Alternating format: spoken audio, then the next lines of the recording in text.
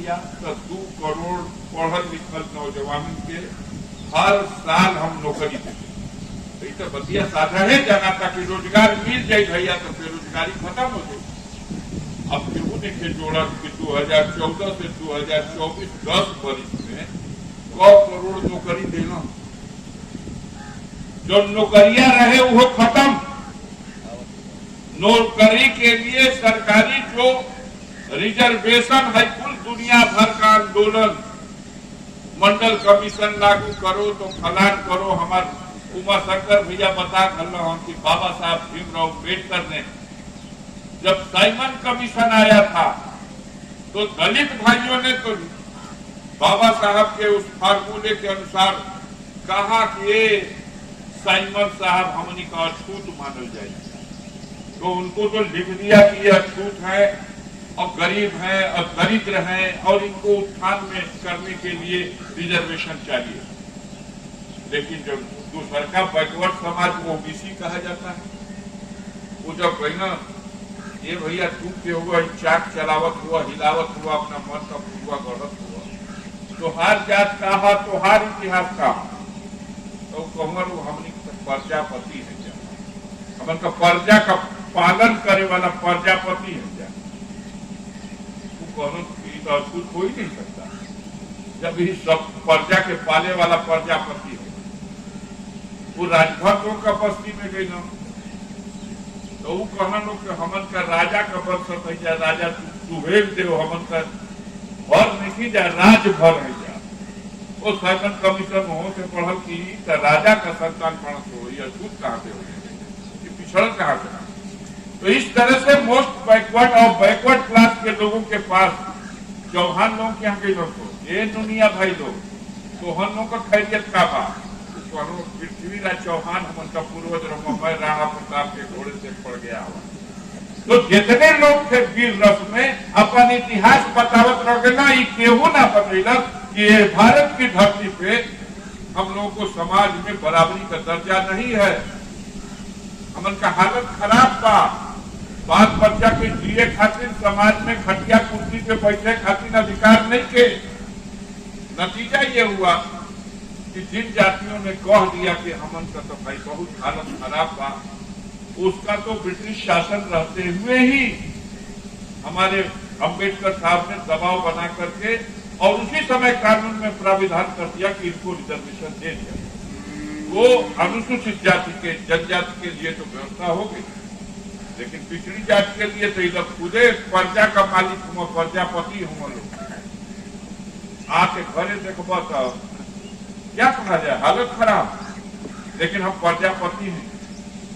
उस स्थिति में बाबा ने संविधान लिखते समय ये व्यवस्था कर दिया कि जब इस देश में आजादी के बाद जनता के वोट से जो सरकार बनेगी और वो सरकार देखेगी, अध्ययन करेगी और ये समाज जागेगा कि हम प्रजापति नहीं की हमार हवा निकलत बा, तब उस समाज को चुनी हुई सरकार चाहेगी तो कानून बना करके और उसको भी रिजर्वेशन दे देगी। वही हुआ जब मांग आंदोलन शुरू हो गए तब मंडल कमीशन बनाया गया। मंडल कमीशन की रिपोर्ट आई, उसके बाद भी 10 साल तक वो रिपोर्ट पड़ी रही। बड़े संघर्षों के बाद कि गरीब के बेटा की भी नौकरी मिल जाए, कि मंडल कमीशन का रिपोर्ट जब पीपी सिंह रहुआ देश का प्रधानमंत्री और सब लोगों की उनको समर्थन था, तो ये लोग जब दबाव बनाए तो मंडल कमीशन लागू हुआ।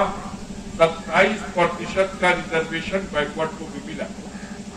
अब आप लोगों से पूछा थे, मोदी जी सरकार बनेले बाणा, अब वही कानून तो नहीं बनल कि मंडल कमीशन का रिपोर्ट के अनुसार 27% का रिजर्वेशन खत्म किया जाए, लेकिन बेकानून बदले खत्म कर दे बाणा कि ना, बतावा जा। जब सरकारी नौकरी नहीं रहेगी, सरकारी नौकरी में ना रिजर्वेशन मांगो। बिरला टाटा का कारखाना में रिजर्वेशन का कानून नहीं थे, सारी नौकरियों को प्राइवेट हाथों को दे दिया और प्राइवेट हाथ वो कॉन्ट्रोटों के ठिका पे रख कर दे। हम एगो ठेकेदार के ठेका दे कि 100 को हमके लेबर चाहिए और ठेकेदारवा दिया के दे आ हम पेमेंट भी ठेकेदारवा के करब, न कोनो भविष्य निधि करला का मतलब, न कोनो पेंशन देहला का मतलब, न कोनो आंदोलन, न कोनो झंझट। 12 घंटा काम लिया जा रहा, 8 घंटा का काम में 1 घंटा का बीच में खाना खाए खातिर छुट्टी होता है। हमन का आंदोलन कर कहीं पड़ौरा मिल बंद हो गए। उस समय ये व्यवस्था थी, लेकिन आज सब खत्म। रोजी रोजगार नहीं, महंगाई इतनी बढ़ा दिया कि आप दिन रात खटते रहिए, आप अपने परिवार को ठीक से चला नहीं पाए। ये धोखेबाज लोग, ये झूठे लोग जिन्होंने महंगाई को 100 दिन में खत्म करने की बात की थी, इनके राज में तो इतनी महंगाई है कि कभी नहीं थी। 60 रुपया किलो टमाटर बिकाई रहे देश में, 300 रुपया 400 रुपया किलो लहसुन अदरक बिकाई कि नहीं बिकाई। लेकिन जनता जब ये चुनाव का समय है, इन गंभीर सवालों पर कोई विचार नहीं। टैक्स इतना लगा दिया मोदी जी ने जीएसटी के नाम पर कि आज कोई चीज बचिए नहीं। पानी पे भी टैक्स है, कफन पे भी टैक्स है, रोटी पे भी टैक्स है, बचा क्या? कोई चीज। और ये सारे टैक्स से पैसा निकालते हैं, लेते हैं, वसूलते हैं। उस पैसे का जनता के हित में कोई काम भी नहीं। मोदी जी ने कहा था कि सरकार बनाते बजाय तो पहले हरिजन के सरकार थे, मैं लाखन करोड़ रुपया ले आके धैले मानो तो स्विस बैंक में, हमारी सरकार बनी तो 100 दिन में जाके कुल पैसा निकाल दिया। ये बात याद आती है आपको? 280 लाख करोड़ रुपया स्विस बैंक में जमा है, उठा लाए और अपना देश में 15-15 लाख रुपया का हिसाब लगा करके सब जनता में बंटवा दिया। कहाँ रुपया आया, कहाँ जनता में बांटा गया? ये पे तो बतिये चर्चा नहीं के कहत हो तो कि जुमला देने रहूंगे जा कि जनता हमने का पक्ष में आ जाए। कोनो वादा थोड़े है तो जुमला। अच्छा भैया, तो जुमला ही रहा कि ना लिया गई तो बात समझ में आ गई। लेकिन विजय माल्या जब मोदी जी सरकार बना लेना है, नाम सुनले बड़ा जब विजय माल्या का क्यों जाना था आप लोगों में? बोला जा, तू नहीं खा जाना? आप बताइए, जानते हैं विजय माल्या का नाम? आपसे पूछते हैं, बोलिए। विजय माल्या का नाम कौन लोग जानते हैं? हाथ उठाए। जब दोहरे से पूछ रहे हैं, आप तो पिछवा जब खड़ा हो गया, खड़ा हुई, आप जानते हैं विजय माल्या का नाम? कैसे जानते हैं? हाँ, आप बताइए ताकि लोग सुने। अभी तो सब हलवाई पकौआ में आदमी जानते नहीं खा कि कौन नाना हुआ विजय माल्या। 9,000 करोड़ रुपया आपके देश का, जो जनता की गाढ़ी कमाई का पैसा टैक्स में वसूला गया था, बैंकों में रखा हुआ था, ऐसा 9,000 करोड़ रुपया लेके चंपत होकर इंग्लैंड पहुंच गए। नीरव मोदी, ललित मोदी, मेहुल चौकसी, कोनो 8,000 करोड़, कोनो 9,000 करोड़, कोनो 11,000 करोड़, कुल मौसियाउल भाई हम सुनकर सरकार बन गई तो कहना सो कि सैया भैया कोतवाल अब सरकार का बदला का काम पर लेके गठरी सरकला काम। अफजल अंसारी जिंदाबाद। बैठा अपनी बात। इस तरह से देश को लुटवा दिया, बर्बाद कर दिया। एकहू ना धरेला तो 10 बरिस में एकहू धरा के ऐना हो ना। अब बयान देते तो इंग्लैंड में क्लब में डांस करते हो तो अब बयान देते हो तो कि रुपया कुल थोड़े हमनी के मिलल, आधा दे के आई बन जाऊ। हमें भाजपा हमनी से आधा कमीशन ले लो तो तब हमन के पासपोर्ट वीजा मिलल। देश के बाहर कोई नहीं जा सकता। जैला खातिर पासपोर्ट लगी, वीजा लगी, कैसे चलेगा भगत बिना मिले? ये चौकीदार की मिली भगत। और उसी का परिणाम है कि देश में महंगाई प्रकाष्ठा पर है, कानून व्यवस्था की जो दुर्गत है वो कहने लायक नहीं है।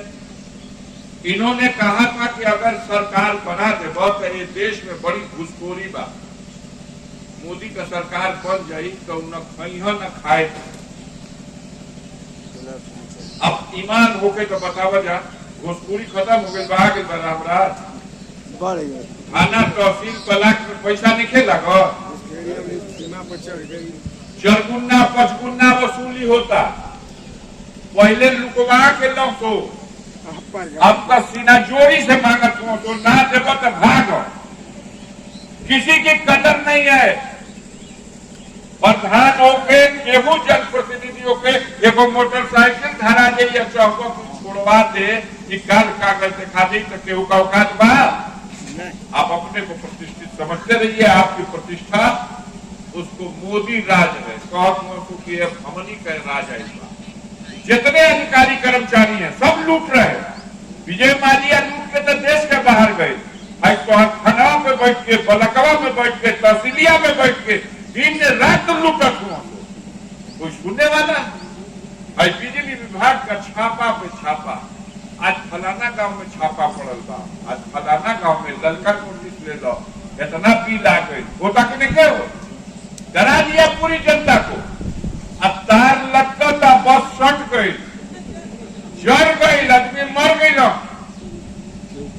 कल अध्यक्ष जी थे, हम लोग गए हॉस्पिटल जब देखने के लिए, ये मर गई ओकर तो लाश ऐसा हो गई बा कि चिट्ठी पे सुता के अगर ओकर दाहो संस्कार हो तो उसे बेसी कार्य एकदम कोयला राख।